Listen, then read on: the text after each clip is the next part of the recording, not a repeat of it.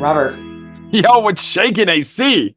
just coming at you live from my recording studio here in Victoria, British Columbia. It's quite the rock star microphone. Is that your role in the band, the lead singer? Yeah, that's exactly what it is. No, all kidding aside, well, it isn't. That wasn't a joke, but Okay. I'm getting ready to rock out Oh, awesome. for the FBR Summit. I think I am part of the, let's see, I'm being a franchise rock star. Oh, wonderful. I'm being a franchise rock star because I'm part of the FBR Summit because AC Inc. is the title sponsor for this year's upcoming FBR Summit. Can you Okay. hear me better when I use this microphone? Yes, actually, please speak into the mic. Okay, I'll keep using the microphone today.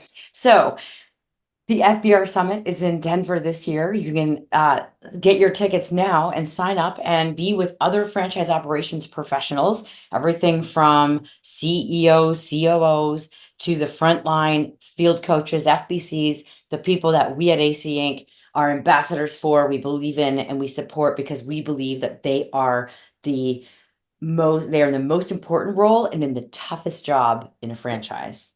So that is why you should go to the FBR Summit so you can be around those other people. You can learn, get some awesome actionable takeaways, hang out with the AC team, hang out with FBR, hang out with a bunch of cool people.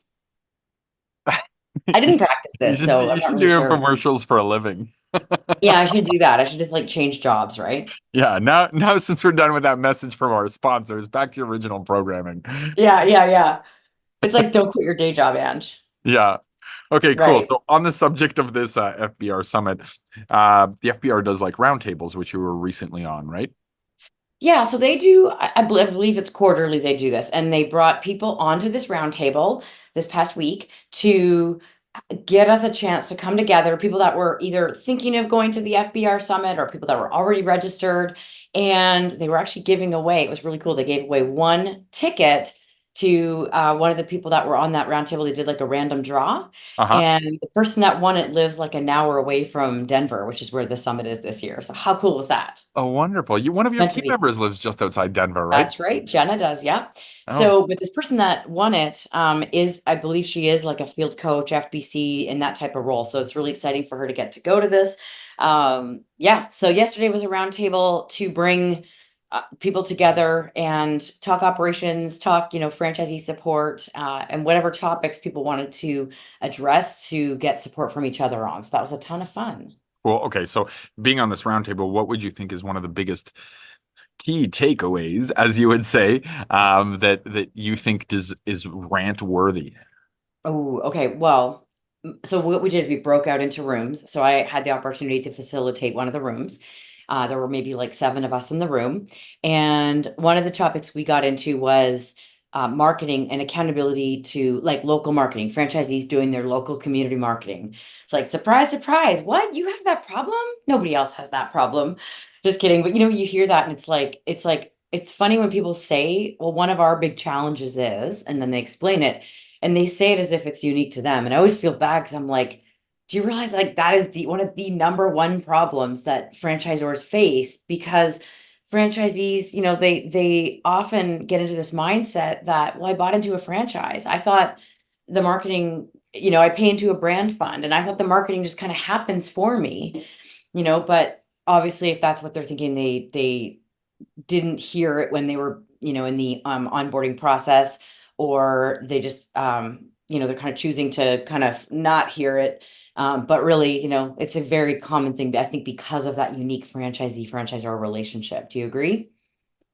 Yeah, I think so. I mean, okay, indulge me for a second here. When it comes to marketing in business in general, whether it's franchising or not, I think everyone agrees that it's important. It is so important, whether it's actually active advertising or simply just like pricing your product correctly or placement within the market. Like that's all marketing. It's so important. It can't be discounted. It can't be to the very bottom, right? Now you have some brands that have such a massive spread that just opening up on the right street corner is enough marketing. People will come, right? But there's the vast majority of franchises aren't that. The vast majority of them are smaller and they need to market. In fact, that's the reason why businesses franchise, because you need the community there, somebody on the ground to grow that, right? So it is on the onus of the franchisor to explain this to the franchisee, that we're not just going to hand you keys and people will come, unless maybe you're this big brand that has this massive brand fund. These are outliers, okay? I always have to give a disclaimer about outliers, because when you generalize, there's always somebody that gets offended and says, well, that doesn't happen to everyone. Okay. Short of describing what generalization is, when it comes to the business owner, I don't blame franchisees for not knowing marketing. They're not marketing professionals. Otherwise, they would be working for a marketing company or owning a marketing agency.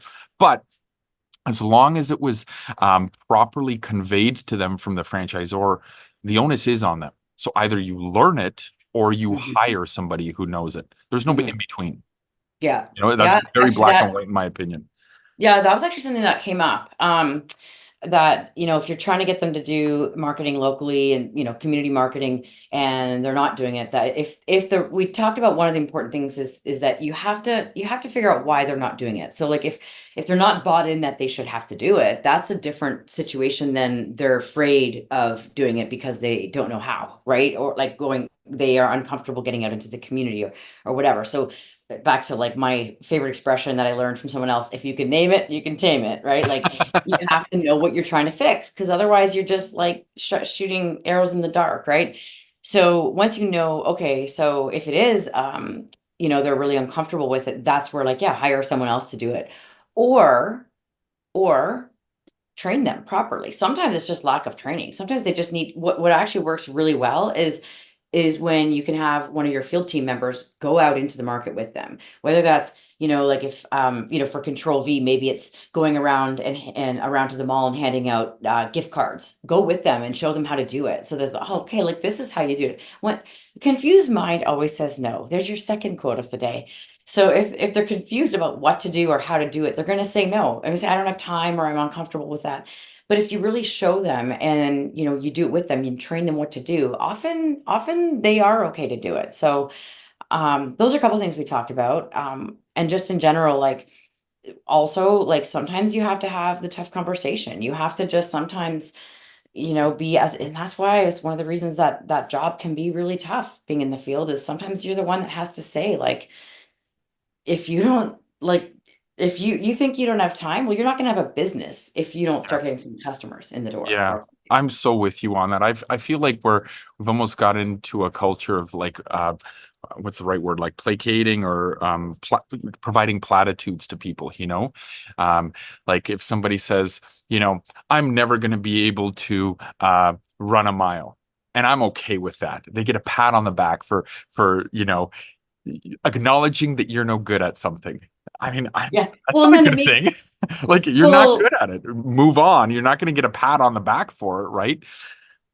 and if you don't want to validate that thinking. Yes, that's what I'm looking is the validation of the thinking that just because you've declined something or said you can't do it or it's hard for you doesn't mean that all of a sudden you get an award and you're absolved of that responsibility, you know? Yeah.